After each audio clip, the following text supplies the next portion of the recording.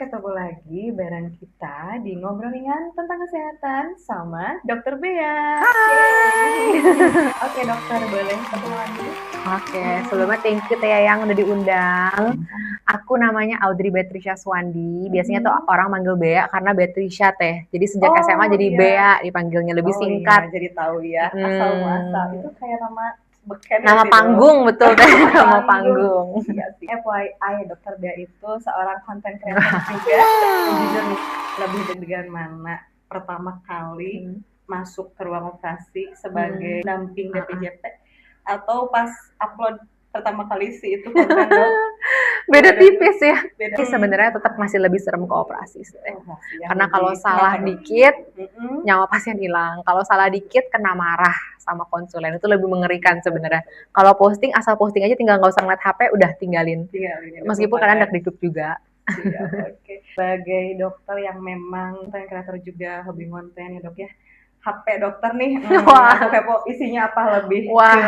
banyak foto-foto luka jahitan atau malah lebih yang ke view OOTD atau gimana dok? Sebenarnya tergantung Teh, aku lagi di Mm-mm. tahapan hidup apa. Kalau kayak sekarang Ah, lagi e-ship, jelas lebih banyak foto-foto pasien, video konten mm-mm. untuk rumah sakit, untuk puskesmas. Wah, keren Tapi banget. kalau misalnya lagi liburan nih, misalnya lagi musim liburan Teh, Betul. lebih banyak foto-foto aku. Ah, Atau siap. foto pemandangan atau foto keluarga. Oh Tapi emang aku iya. dasarnya emang suka foto-foto Teh, jadi emang suka Iya, fotoin orang, betul suka betul. foto-foto, suka foto hal yang random. Mengabadikan momen ya Mengabadikan dok, karena momen. nggak bisa diulang mungkin dok, betul? Betul, betul. Itu setuju Benar ya. banget. Semua pengalaman Hmm, dokter shift jaga pagi, hmm, sore, malam. Ada nggak sih yang suatu momen yang bikin dokter Bea tuh kayaknya aku harus bikin deh konten ini biar hmm. biar orang tuh tahu Oke. gitu. Momen kalau dari shift pagi siang sore tuh pagi siang malam tuh ya biasa kalau lagi jaga Yang lebih malam sih pasti malam teh. malam. Aku tuh Karena apa dok? malam tuh lebih bisa mikir dan lebih bisa merenung gitu. Feel-nya lebih dapet kalau buat aku. Jadi biasanya aku bikin konten kayak kata-kata tuh aku nggak pengen asal ngeposting aja. Betul betul. Tapi kalau aku tuh pengen bener posting sesuatu yang emang aku rasakan dan emang aku rasa orang juga akan rasakan apa yang aku rasakan. Jadi harus malam. Dokter nggak lagi jaga nih. Biasanya kan kita dapat libur itu kalau Iya, setelah jika malam ya dok. iya Kalau nggak tes betul, mohon maaf. betul. Gitu. Terus misalnya hobi dokter, ketika dokter nggak lagi jaga nih, lagi free gitu. Apa tuh dok? Tetap ngonten, Tetap tetap salah konten. satunya karena itu jadi kerjaan juga. Tapi Banget. selain itu hobi aku sekarang lagi suka tenis sih Teh.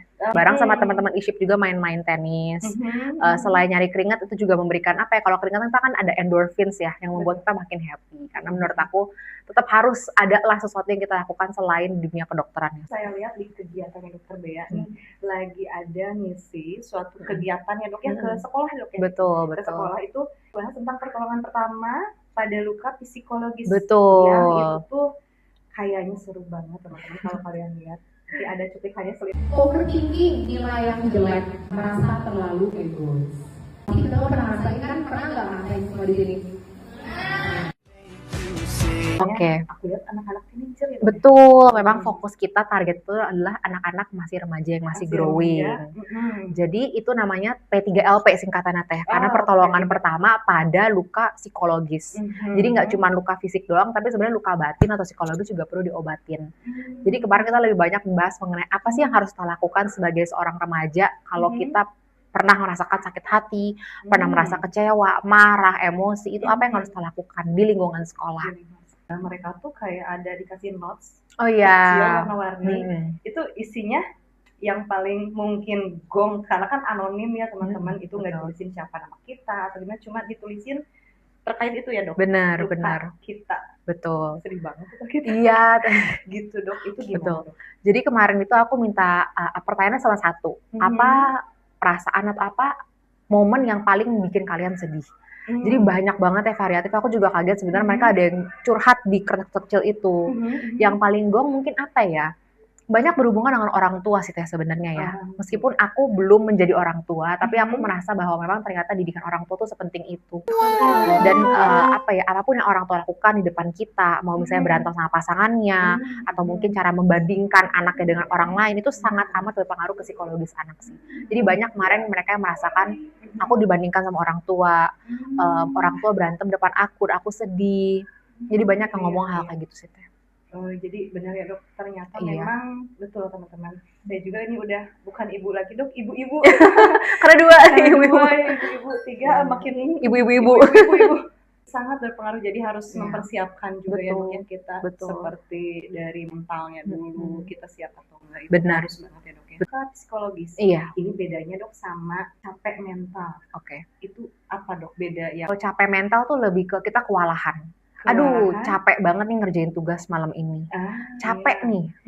Aduh, malas banget hari ini habis dimarahin dokter. Habis dimarahin dosen konsulen.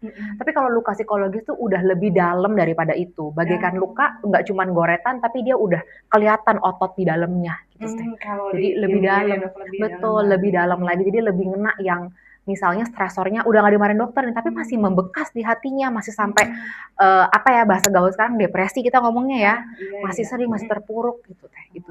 Jadi kayak misalnya suatu kejadian X, nanti kita recall lagi setahun itu pasti masih tahu gitu ya gimana sudutnya di mana, seperti itu mungkin dong. Betul. Kalau pertolongan pertama fisik itu kan lebih ke kayak P3K gitu ya, kayak anak-anak PMI kayak gitu. Kalau misalnya pertolongan pertama ada luka psikologis, P3K-nya itu apa gitu dok? Oke.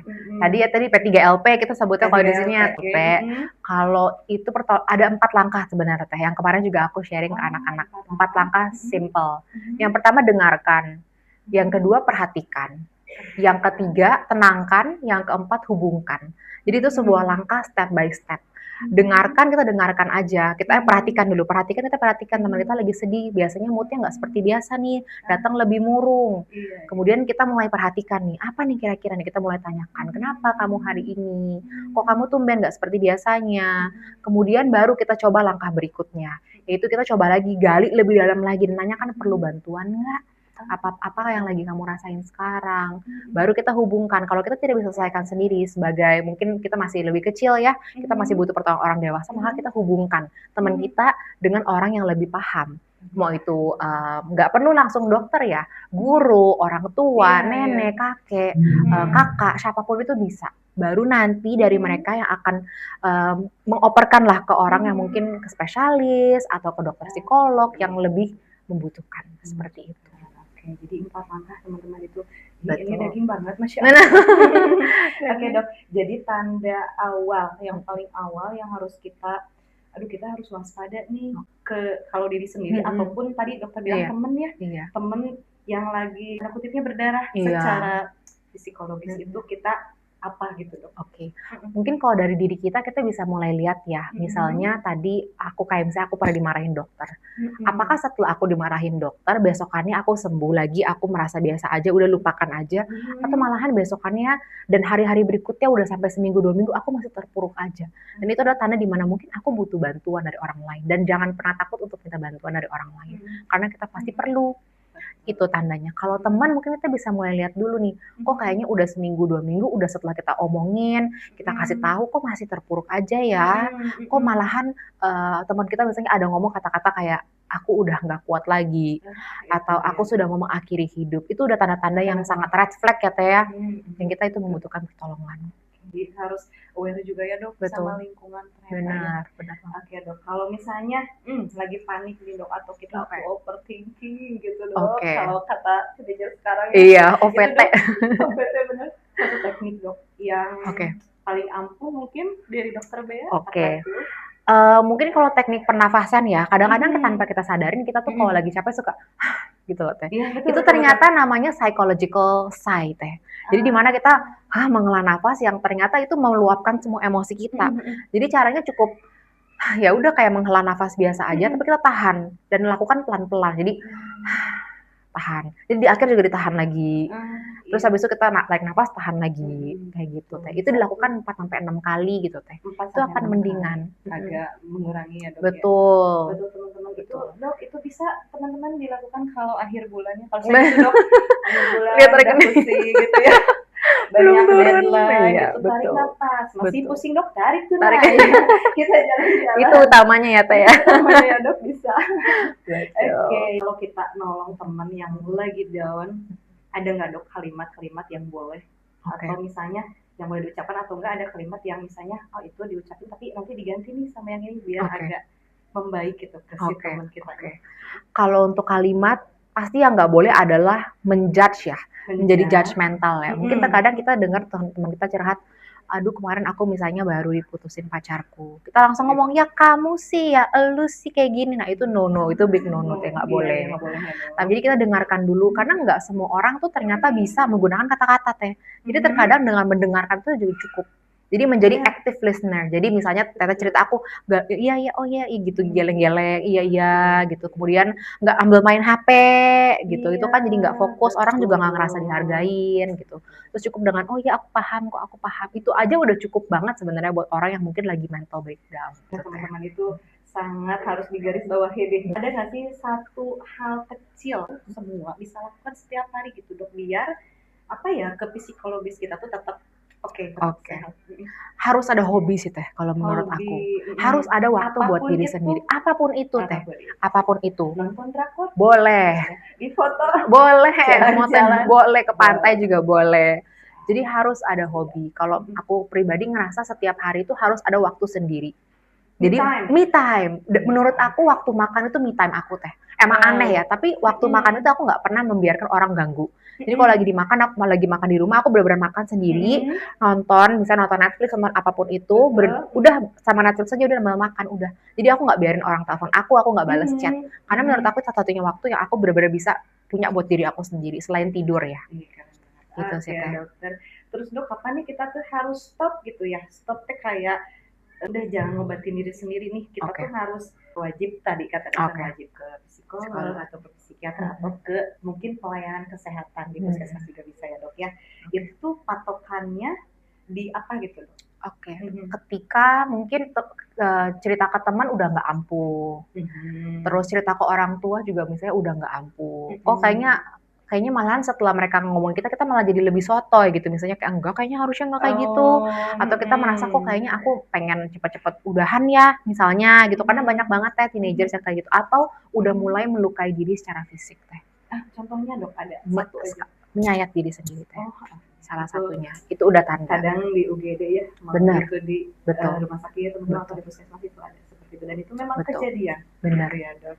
Oke dokter, jadi mungkin bisa disimpulin kalau misalnya luka yang di badan itu bisa diobatin ya dok, kayak ke puskesmas atau ke klinik atau ke rumah sakit, tapi luka di hati ini dok susah. Mulai bisa sembuh dari satu hal aja, yaitu berani bercerita. Tadi kata dokter Bea, itu setuju dan banget. juga nggak ngerasa kita tuh sendiri lagi. Setuju banget. Mungkin teman-teman in English-nya asik. Tadi pagi-pagi makan roti dok, jadi bisa gini. Oke. In English-nya mungkin I'm here or we are here ya dok. Betul. Ya, sebagai nakes. Indonesianya maybe sejauh berjalan pasti kutunjukkan arah pulang ke pelukanku. Apapun ku simpan, kan ada harapan. Siapa tahu kau datang. Terima kasih teman-teman yang udah nonton, dan juga terima kasih buat dokter Bea. Terima kasih Teh. Semakin sukses, makin cantik, Teteh juga. Amin. Dan makin melesat ya dok. Amin, Teteh juga. Melesat. Betul sekali. Saya Yayang. Saya dokter Bea. Amin. Dadah.